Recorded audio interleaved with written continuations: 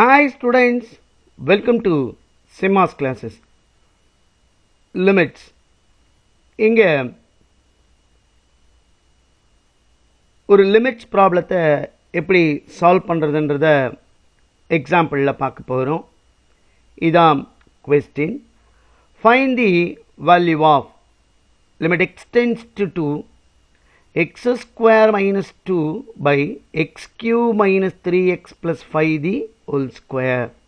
இதான் கொடுத்திருக்கிற ப்ராப்ளம். இப்போ if x approaches 2, what is the value of this function? இதான் question. இதை எப்படி போடுறதுன்னு இப்போ பார்ப்போம்.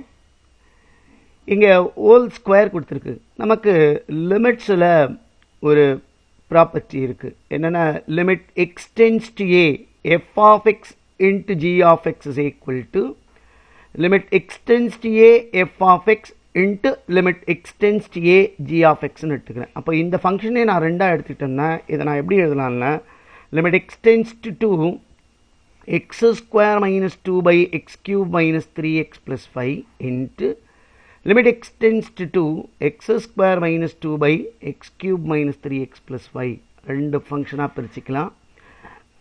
லிமிட் அப்ளை பண்ணும்பொழுது நமக்கு வந்து அன்டிட்டர்மின்ட் ஃபார்ம் வரக்கூடாது. அதாவது எப்படி வரக்கூடாதுன்னா 1/0 0/0 இந்த ரெண்டு ஃபார்மும் வரக்கூடாது. அதுக்கு முதல்ல வேல்யூவை சப்ஸ்டியூட் பண்ணி பார்ப்போம்.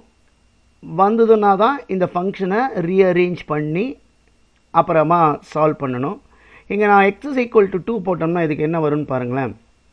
நியூமரேட்டரில் 4 2 square minus 2 divided by 2 cube 8 minus 3 into 2 plus 5.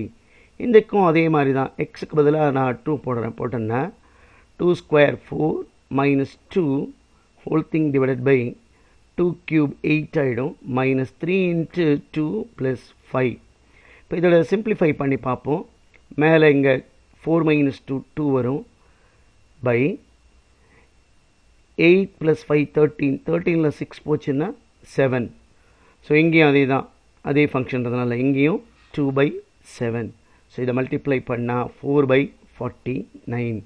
So இதான் இந்த ஃபங்க்ஷனோட value when x tends to 0. இதான் இந்த ப்ராப்ளத்துக்கான ஆன்சர். இதே மாதிரி மற்ற ப்ராப்ளத்தை பார்க்குறதுக்கு சேனலை சப்ஸ்கிரைப் பண்ணி வாட்ச் பண்ணுங்கள். தேங்க்யூ ஃபார் வாட்சிங்.